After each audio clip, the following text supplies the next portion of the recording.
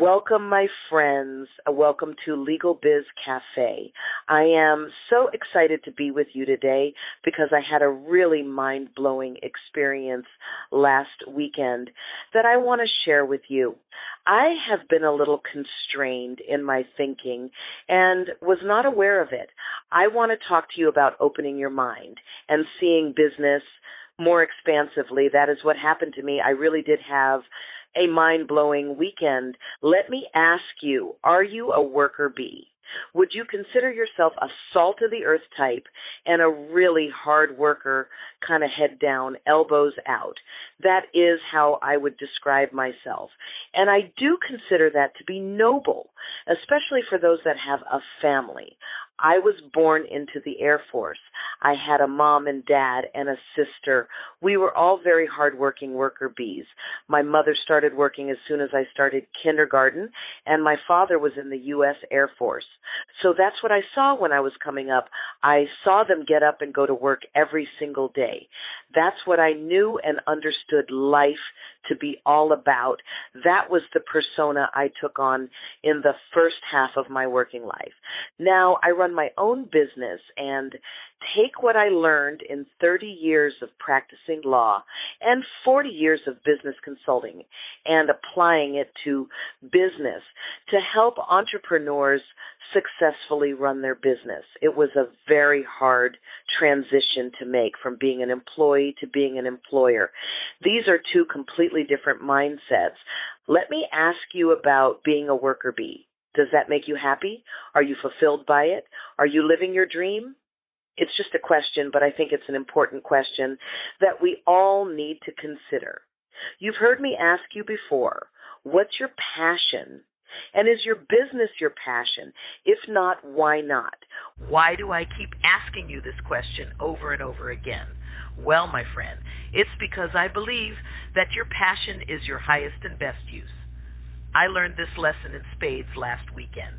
Dennis Diderot, who started the famous Alaskan sled dog race, once said that only passions, great passions, can move a man to do great things. I really discovered that last weekend. I also discovered my future this weekend. What is your highest and best use? Are you operating in that capacity? If you have a job, are you operating in that capacity? If you have your own business, are you operating well in that capacity? If you're unemployed and you're looking to either start your own business or you're looking for a job, are you undercutting yourself? Are you lowballing yourself? Or are you looking to operate in your highest and best use? Let me tell you what I mean by that. Last weekend, I attended a 3-day workshop that brought in a gentleman named Jay Abraham. Jay Abraham was described to me as a marketing genius, and he is indeed a marketing genius. But over time, he developed into much more than that. Jay Abraham developed into an arbitrage genius. Arbitrage. That's kind of a scary word, right? Let's talk about that for a minute.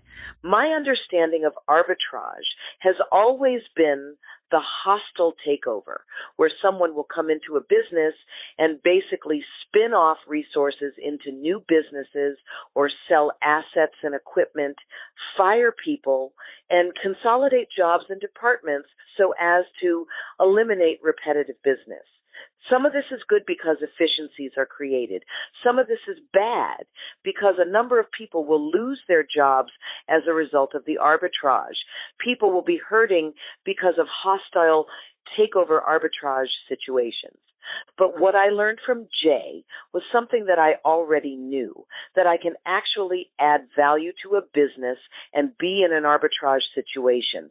I can help a business to find resources that they lack and be in an arbitrage situation. I had an opportunity to meet Jay Abraham and shied away. This is where I failed.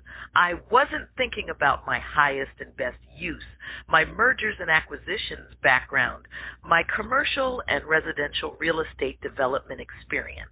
I wasn't thinking about my energy practice or the fact that I have had to take my passport to work on several occasions over the years, making me an international attorney. I wasn't thinking about my ability to open international offices on several continents globally. I wasn't thinking about any of the things that I have done in the last 30 years of practicing law. I forgot all of these things. So when I started having those conversations as a new entrepreneur, I began to undercut myself. I was not thinking about my highest and best use or the value that I bring to the marketplace. That made starting my business enormously painful for me. Do you understand what I'm saying to you? When you price your goods and services and when you approach prospects, I encourage you to really consider everything that you are and everything that you know that you bring to the table. I encourage you to take a few steps back and really look at the marketplace and see how you can add value to the marketplace. That is your highest and best use. That is your path forward. That is your path to making the leap to entrepreneurship. Now, ladies and gentlemen, I want to thank you for joining me this week on LegalBiz Cafe. I encourage you to follow me on Facebook, LinkedIn, and Twitter X. In each of those places, my moniker is Shaune.Arnold. I'm attorney Shaune Arnold, reminding you to maximize your competence to get the confidence you need to succeed. I'll see you right here next week on LegalBiz Cafe. Bye-bye, friends.